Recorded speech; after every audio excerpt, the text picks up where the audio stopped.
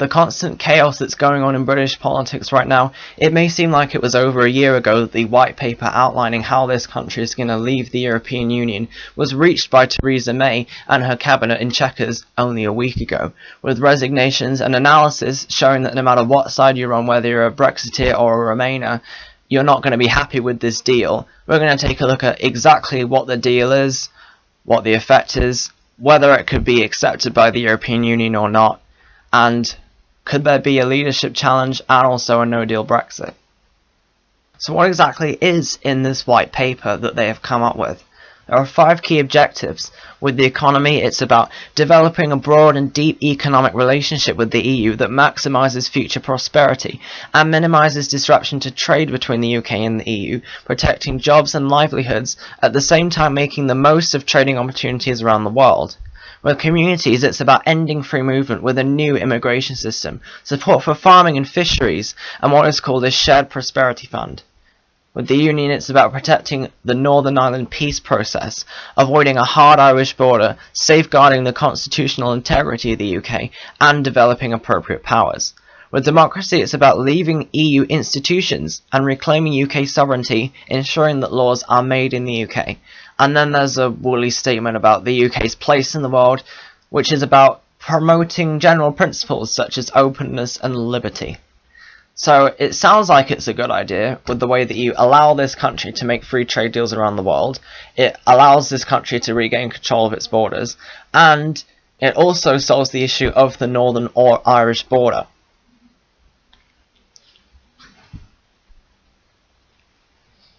So it seems like this third way achieved by Theresa May seems like a compromise. Option 1 was unacceptable to the Brexiteers, option 2 was unacceptable to the Remainers, although unfortunately it's pretty clear that this is unacceptable to both sides. Here's why.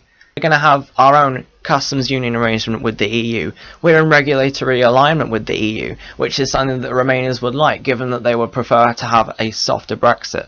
The problem is that we don't get to have a say in what the regulations of the EU trade policy are going forward. And the Brexiteers are unhappy because we are in regulatory alignment with the EU, whereas they want us to cut any and all ties between the EU at all. Going into more detail, this article from the Telegraph talks about how a Brexit plan could cost importers £700 million a year at the border, which comes from the HMRC bosses. It says importers can expect to be £700 million worse off each year because of administrative costs at the border under the government's latest Brexit proposals. Extra costs will apply to those bringing in goods from outside the EU, as they have to choose between paying EU tariffs for goods going on to the other 27 bloc, or UK taxes for products going to British customers, but they will dodge the estimated £17 billion to £20 billion cost of declaring customs and paying taxes at the border between the EU and the UK, which have been a possibility under the previous proposals, which was the Max Facility or MaxFac. And then there's the issue of the Brexit dividend.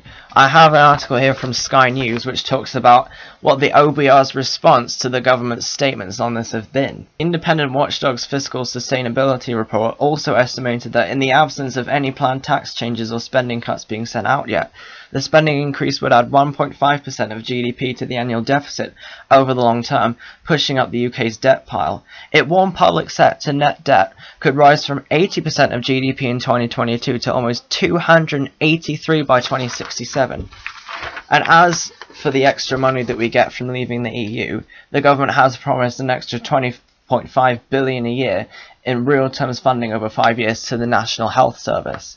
But the OBR's report has said it will be funded in part by a Brexit dividend, although our provisional analysis suggests that Brexit is more likely to weaken than strengthen the public finances overall.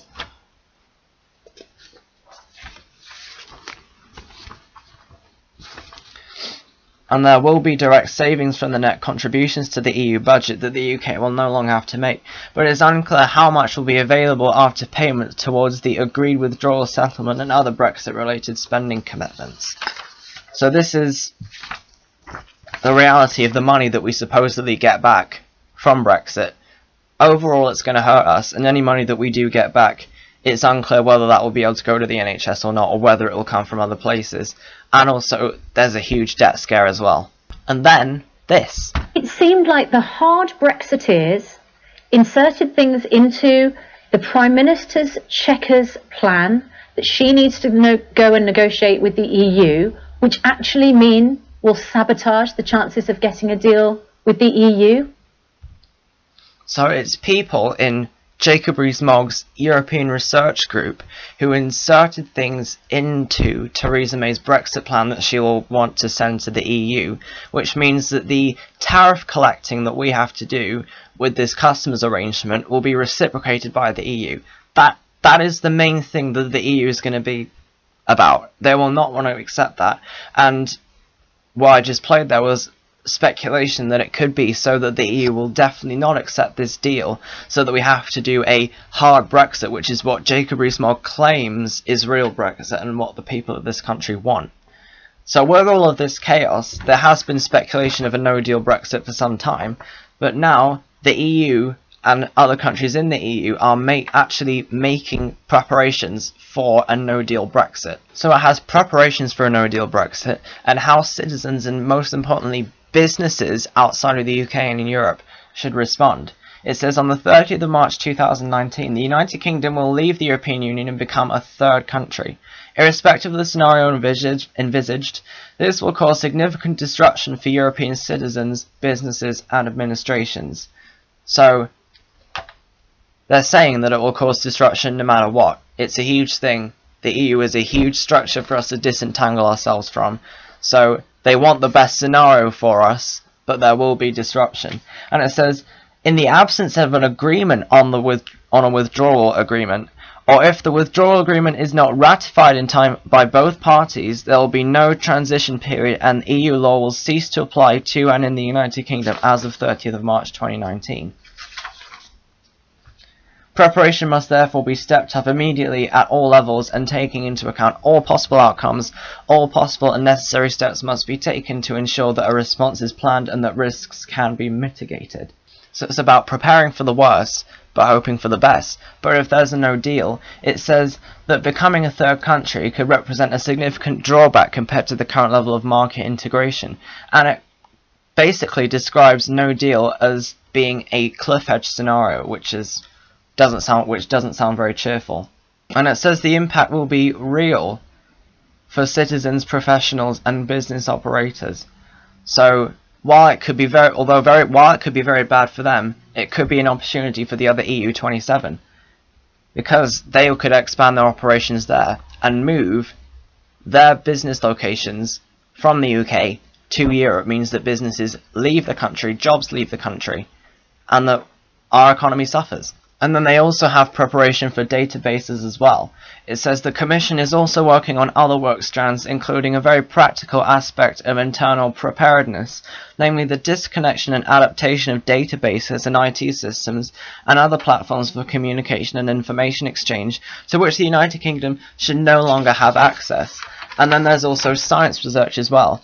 The Galileo Security Monitoring Centre, part of the EU's project for satellites in space, is something that the UK will no longer have access to, and UK-based EU laboratories will move to the 27 block, because it will not be possible to entrust a third country with such EU tasks after the withdrawal date.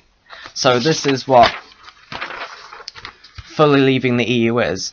According to Brexiteers, it's gaining independence and thriving, but actually it seems like it's suffering as a more isolated country. While it is less than a year now until the final exit date, and there being absolutely no certainty on what kind of Brexit we're going to have and what the effects could be, some people want to step back and just have a laugh at what's going on right now.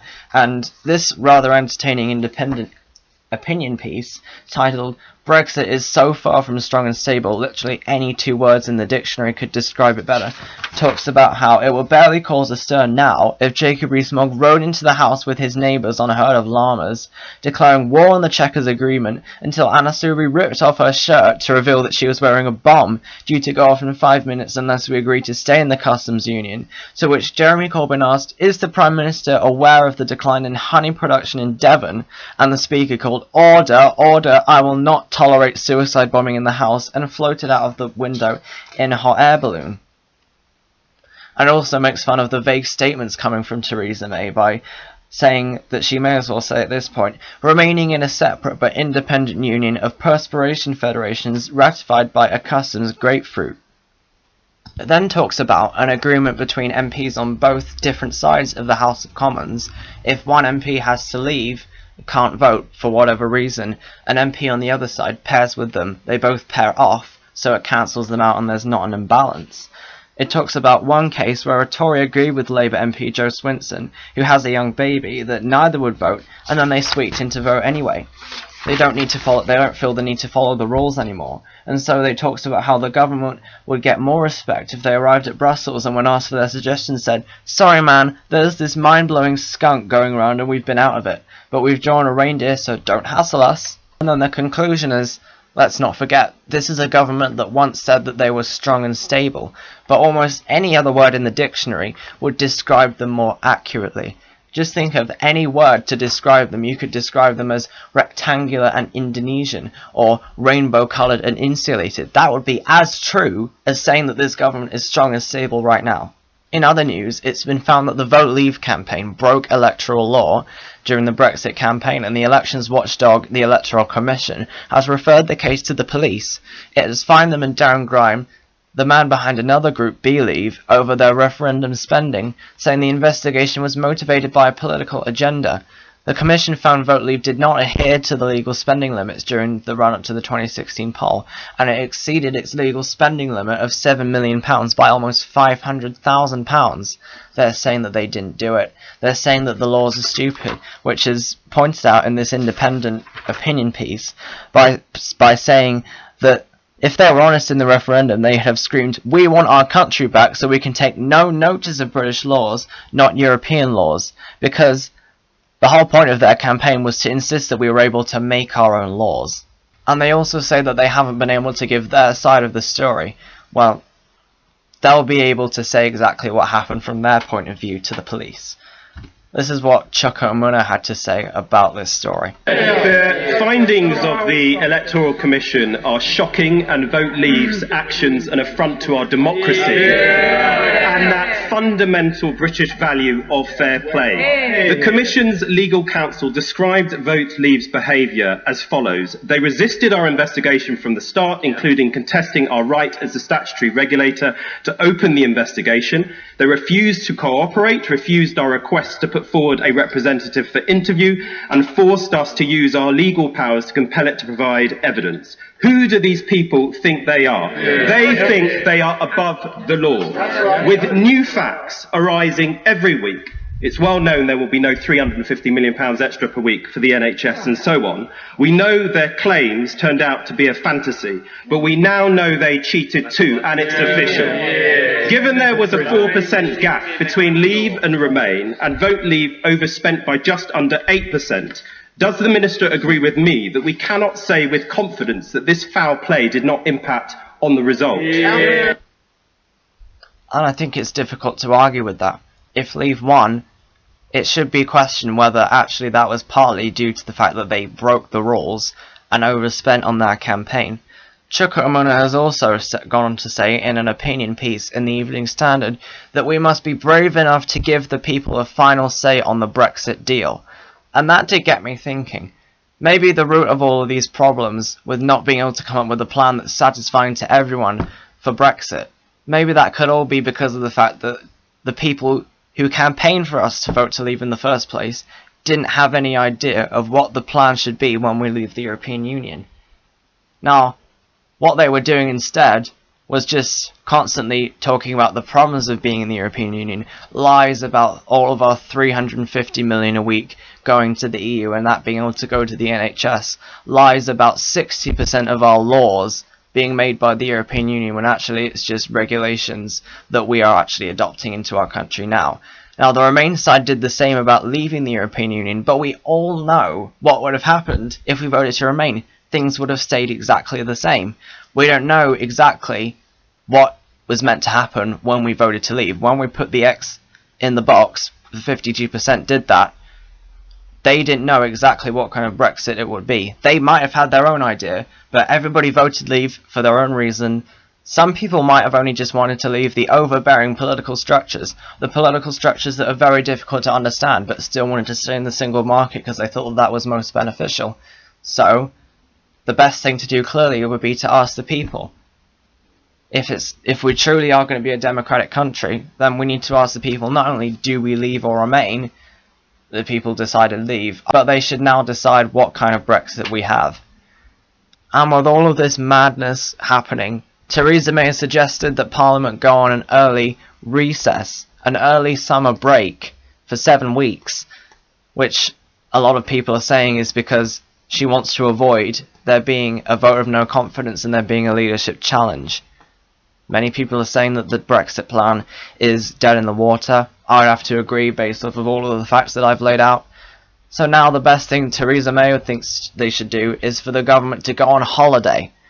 This is the absolute state of Brexit right now.